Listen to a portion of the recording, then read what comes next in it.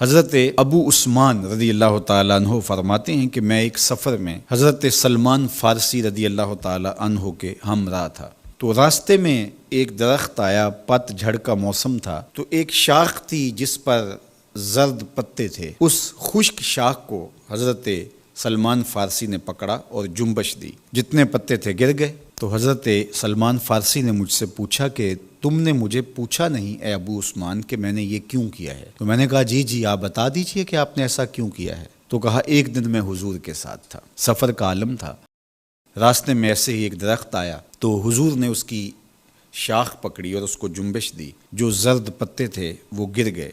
تو میں اس منظر کو دیکھ کے لطف اندوز ہوتا رہا، لیکن حضور نے کہا کہ تم نے یہ مجھ سے پوچھا نہیں کہ میں نے ایسا کیوں کیا۔ تو میں نے بھی کہا جی حضور آپ ارشاد فرمائیے کہ آپ نے ایسا کیوں کیا۔ فرمایا ان المسلم اذا تودع فاحسن الوضوء، بے شک مسلمان جب وضو کرتا ہے اور اچھے طریقے سے وضو کرتا ہے، پھر 5 نمازیں پڑھتا ہے، اس سے خطائیں یوں جھڑ جاتی ہیں جس طرح شاخ سے پتے گر گئے ہیں۔ اللہ اکبر، کوئی ایک پتا بھی نہیں بچا، اور اس کے لیے کوئی بہت زیادہ جھٹکا دینے کی ضرورت بھی نہیں ہوئی، تھوڑی سی جنبش دی اور سارے پتے گر گئے۔ تو کہا اس کے بدن سے گناہ یوں جھڑ جاتے ہیں اور اس کا بدن گناہوں سے پاک ہو جاتا ہے جس طرح شاخ ان پتوں سے خالی ہو گئی۔ تو جب کوئی شخص نماز کے لیے کھڑا ہو تو اس کے گناہ مٹا دیے جاتے ہیں اور بندہ ستھرا ہو جاتا ہے، بندہ پاک اور صاف ہو جاتا ہے۔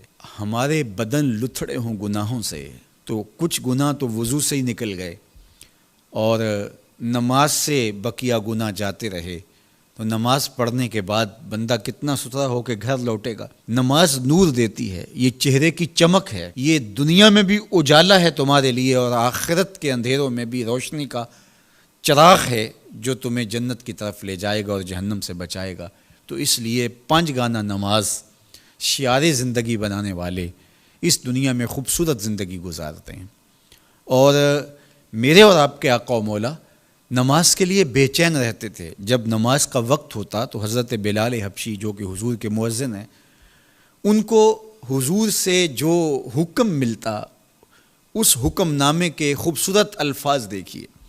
حضور فرماتے ارحنا یا بلال، بلال اٹھو اور ہمارے دل کو راحت پہنچا دو۔ اور وہ سمجھتے اس کا مطلب کیا ہے، اذان پکارنی ہے اور نماز کا وقت آئے اور حضور مصلی پہ کھڑے ہوں اور حضور کے دل کو قرار پہنچے۔ آقا کریم علیہ السلام کا ایک فرمان بچے کو یاد ہے، حضور علیہ السلام نے ارشاد فرمایا کہ جعلت قرۃ عینی فی الصلاۃ، میری آنکھوں کی ٹھنڈک نماز بنائی گئی۔ تو یہ نماز کے ساتھ حضور کا رشتہ ہے، نماز کے ساتھ حضور علیہ السلام کا تعلق قلب ہے، اور وہ محبت اتنی بڑی ہوئی ہے، اتنی فراواں ہے کہ حضور کی آنکھوں کو ٹھنڈک ہی اس لیے پہنچتی ہے۔ تو نماز کے ساتھ محبت، نماز کی ادائیگی کے لیے کوشش، نماز کے لیے مسجد کی حاضری، گھروں کے اندر نمازوں کا ادا کرنا، نماز کے لیے دن کے اجالے، نماز کے لیے رات کی تنہائیاں، نماز کے لیے تہجد کے سجدے، فرض اور نفل نمازیں، سنن اور مستحبات کے لیے دن رات کوشش، یہ اہل ایمان کا طریقہ اور انداز رہا، اور ہمیں اس کا حکم دیا گیا وَأَقِیمُوا الصَّلَاةَ وَلَا تَکُونُوا مِنَ الْمُشْرِکِینَ، نماز قائم کرو، مشرکین میں سے نہ ہو جاؤ۔ تو مطلب کیا ہوا کہ نماز قائم نہ کرنا، نماز نہ پڑھنا، یہ طریقہ مشرکین ہے۔